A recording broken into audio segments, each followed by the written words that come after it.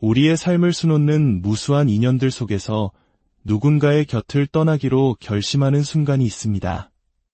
그리고 그 결정은 단순히 한 사람의 물리적 부재를 의미하는 것을 넘어 남겨진 이들의 영혼에 깊고 미묘한 파장을 일으킵니다. 오늘 우리는 그 떠남이 남겨진 이들의 무의식에 어떤 거울을 깨뜨리고 어떤 그림자를 일깨우며 궁극적으로 어떤 변화의 씨앗을 심게 되는지에 대한 깊은 성찰의 여정을 떠나보려 합니다. 본격적인 이야기에 앞서 잠시 여러분의 마음을 저희에게 빌려주시길 부탁드립니다. 만약 이 이야기가 여러분의 마음에 작은 울림이라도 준다면 좋아요와 구독으로 그 온기를 나누어 주세요.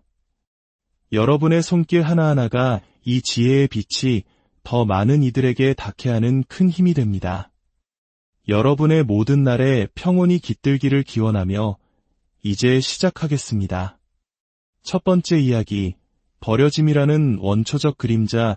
당신이 누군가의 삶에서 걸어 나오기로 마음먹었을 때 남겨진 이들의 마음속에서는 무언가 근원적인 것이 흔들리기 시작합니다.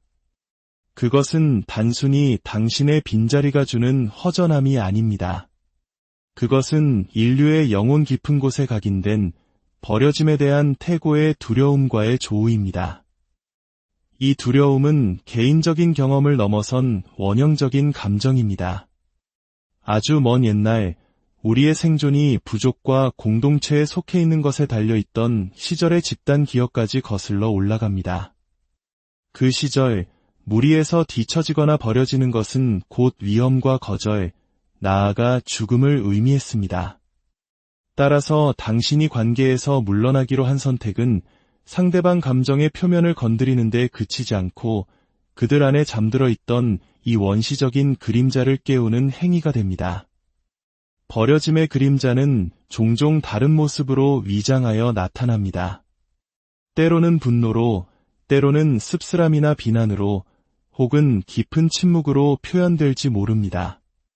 하지만 이 모든 반응의 밑바닥에는 한때 안전하다고 믿었던 세계가 이제는 불안정해졌다는 떨리는 인식이 자리하고 있습니다.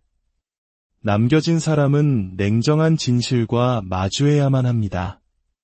관계란 얼마나 연약한 것인지, 누군가의 존재를 강요할 수 없다는 것을, 그리고 사랑이나 관심은 결코 비처럼 요구할 수 있는 것이 아니라 언제나 자유로운 의지로 주어지는 선물이라는 사실을 말입니다. 이 깨달음은 많은 이들이 필사적으로 붙잡고 있던 영원함이라는 환상을 위협하기에 무의식에 깊은 상처를 남깁니다. 사람들은 버려졌다고 느낄 때 단순히 당신의 떠남을 슬퍼하는 것이 아닙니다. 그들은 위안과 인정, 혹은 동반자 관계와 같은 외부적인 원천이 갑자기 사라졌을 때 밀려오는 내면의 공허와 마주하고 있는 것입니다. 그 공허는 바로 그들 자신이 등한시했던 자기 자신의 모습을 비추는 거울입니다. 많은 이들이 내면의 침묵을 채우기 위해, 외로움의 불안을 잠재우기 위해, 그리고 해결되지 않은 고통에서 벗어나기 위해 타인을 찾습니다. 당신의 떠남은 그들이 덮고 있던 야른 가림막을 찢어버리고 그 자리에 그들 스스로와 온전히 마주해야 한다는 날것의 진실을 세워놓습니다. 두 번째 이야기, 산산조각난 거울. 당신이 누군가에게서 떠나올 때 당신은 그들의 일상에서 당신의 존재를 거두는 것뿐만 아니라 그들이 오랫동안 들여다보던 거울 하나를 깨뜨리는 것과 같습니다. 모든 관계는 일종의 거울 역할을 합니다. 사람들은 그 거울이라는 표면 위에 자신의 희망과 두려움, 그리고 숨겨진 갈망들을 투영합니다. 당신과 함께 있을 때 그들은 당신을 있는 그대로 보지 않았습니다. 그들은 당신의 반응 속에서, 당신이 그들을 받아들이거나 거부하는 방식 속에서, 그리고 당신의 존재가 그들의 정체성의 일부를 확인시켜주는 방식 속에서 자기 자신의 파편들을 보았습니다. 당신이 물러나는 순간 그 거울 속 이미지는 사라집니다. 그리고 남는 것은 동반자를 잃은 상실감뿐만 아니라 그 거울 없이는 자신이 누구인지 알 수 없게 되는 방향 감각의 상실입니다. 타인이라는 거울은 결코 중립적이지 않습니다. 정확한 이미지를 그대로 반사하는 대신 종종 왜곡하고 증폭시키며 혹은 감추기도 합니다. 사람들은 자기 내면에서 마주하고 싶지 않은 진실로부터 숨기 위해 타인을 거울로 사용합니다. 아마 당신의 존재는 그들의 가치를 확인시켜 주었을지도 모릅니다. 혹은 그들을 더 중요한 사람처럼 느끼게 했거나 그들 자신의 정신 속에서 아직 받아들일 수 없었던 특성들을 투영하게 했을 수도 있습니다.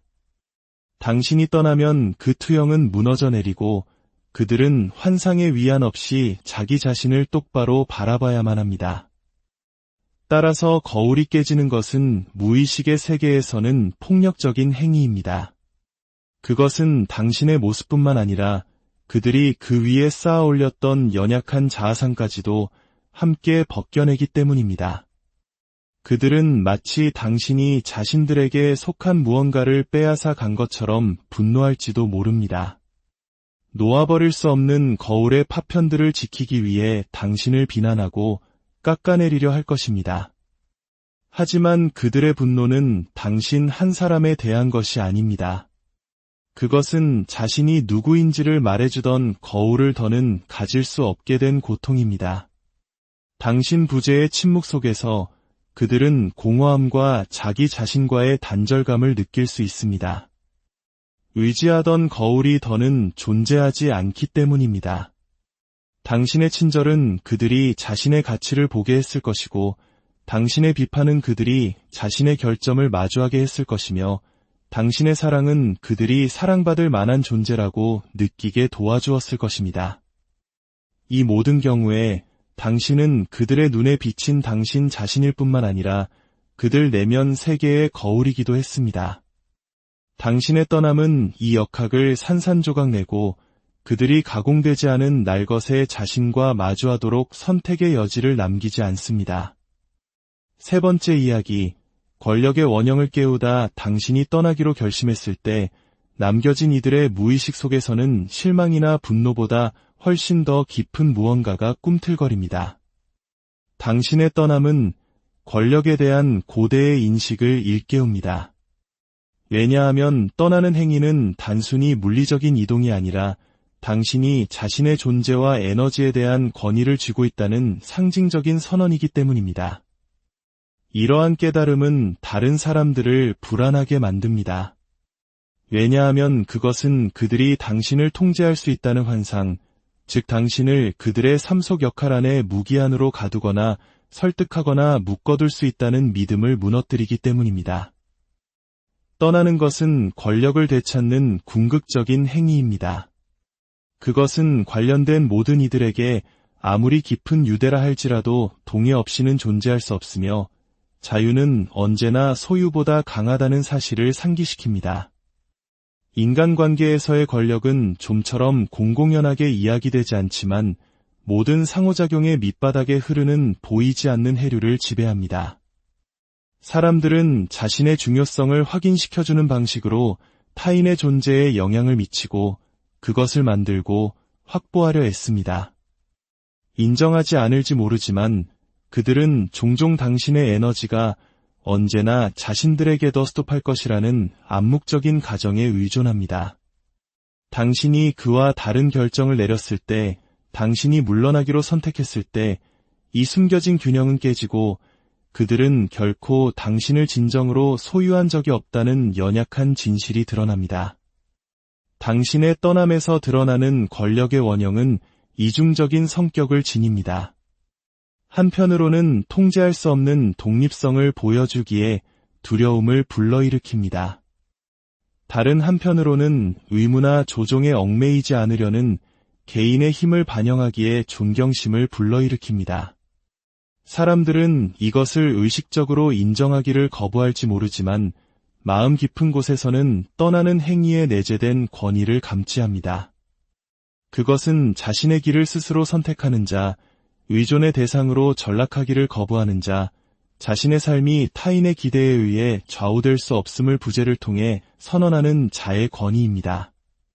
사실 당신의 떠남은 타인에 대한 지배가 아니라 자기 자신에 대한 지배력, 즉 주권에 관한 것입니다.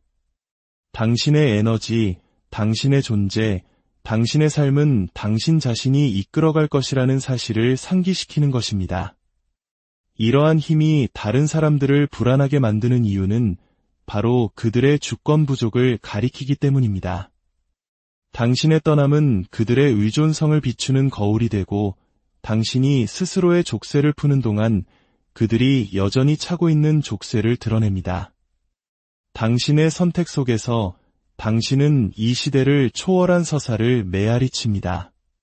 남겨진 이들은 그 원형이 책 속의 이야기가 아니라 자신의 한계에 맞서는 살아있는 힘으로 자신들을 압박하는 것을 느낍니다. 네 번째 이야기, 자아의 상처와 변화의 탄생. 당신이 떠나기로 결심했을 때 남겨진 사람은 당신의 부재뿐만 아니라 그들의 자아에 가해진 상처로 고통받습니다. 자아는 인정을 갈망하고 타인의 시선과 반응을 통해 정체성을 구축합니다. 한때 자신을 인정해주던 사람이 떠나기로 선택하면 자아는 꿰뚫리는 듯한 고통을 느낍니다. 그 떠남을 거절, 실패, 심지어는 자신이 스스로에 대해 이야기해온 이야기가 불완전하거나 거짓이라는 증거로 해석합니다. 이 상처가 특히 깊은 이유는 그것이 정체성에 대한 공격처럼 느껴지기 때문입니다. 당신과의 관계 속에서 존재했던 내가 더 이상 아니라면 나는 누구인가? 이 무언의 질문이 남겨진 침묵 속에서 메아리 칩니다. 자아는 이러한 단절을 쉽게 받아들이지 못하고 종종 상처를 방어기제로 덮으려 합니다. 어떤 이들은 고통을 부인하고 무관심한 척하며 차가움으로 취약성을 가립니다. 다른 이들은 비난을 투사하며 당신이 틀렸다고, 당신의 선택이 자신의 부족함이 아닌 우월함을 증명한다고 스스로를 설득합니다. 하지만 이토록 고통스러운 자아의 상처는 그 안에 숨겨진 과제를 품고 있습니다. 자아의 상처는 그 아래에 있는 것, 즉 외부의 인정에 의존하지 않는 더 깊은 자기 자신과의 대면을 강요합니다. 자아가 산산조각 난 것처럼 느껴질 때 정신의 다른 부분, 역할이나 인정에 얽매이지 않는 부분이 조용히 기다리고 있습니다. 당신의 떠남은 그러한 균열이며 자아의 가면이 얼마나 연약한지를 드러내고 남겨진 사람이 자기 내면에서 더 진정한 무언가를 만날 가능성으로 밀어넣습니다. 결국 당신이 떠난 자리에 남는 것은 단순한 공허함이나 부재의 상처만이 아닙니다. 그곳에는 변화의 미세한 움직임이 시작됩니다. 상실의 바로 그 순간에 영혼은 고통을 가능성으로, 단절을 새로운 시작으로 바꾸는 연금술적 과정을 겪기 시작합니다. 변화는 결코 편안함 속에서 시작되지 않습니다. 그것은 한때 안전해 보였던 것들이 무너져 내리는 곳에서 시작됩니다. 당신의 떠남은 그들이 의지했던 확실성, 당신에게서 보았던 자신의 모습, 그들의 이야기 속에서 당신이 맡았던 역할과 같은 구조를 불안정하게 만듭니다. 처음에는 이 불안정함이 견딜 수 없는 것처럼 느껴집니다. 발밑의 땅이 꺼지는 것처럼 말입니다. 하지만 바로 이 붕괴가 새로운 무언가가 나타날 수 있는 길을 열어줍니다. 낡은 형태는 새로운 것이 태어나기 전에 반드시 녹아 없어져야 합니다. 그리고 당신의 떠남은 집착, 환상, 의존이라는 경직된 패턴을 녹이는 불의 역할을 합니다. 이 과정은 죽음과 재탄생처럼 느껴질 수 있습니다. 죽음은 당신의 존재에 묶여있던 낡은 자아의 상실입니다. 재탄생은 더 이상 자신의 가치를 정의하기 위해 외부에 크게 의존하지 않는 보다 진정한 자아가 점진적으로 나타나는 것입니다.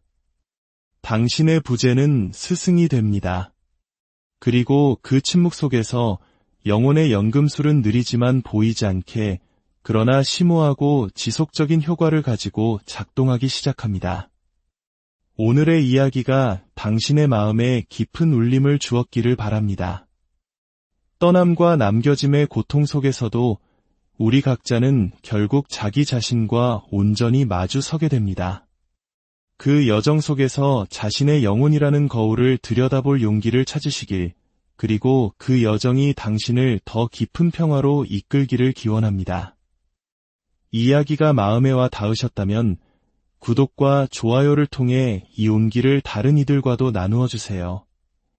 저희에게는 더 깊이 있는 이야기로 다시 돌아올 수 있는 큰 힘이 됩니다.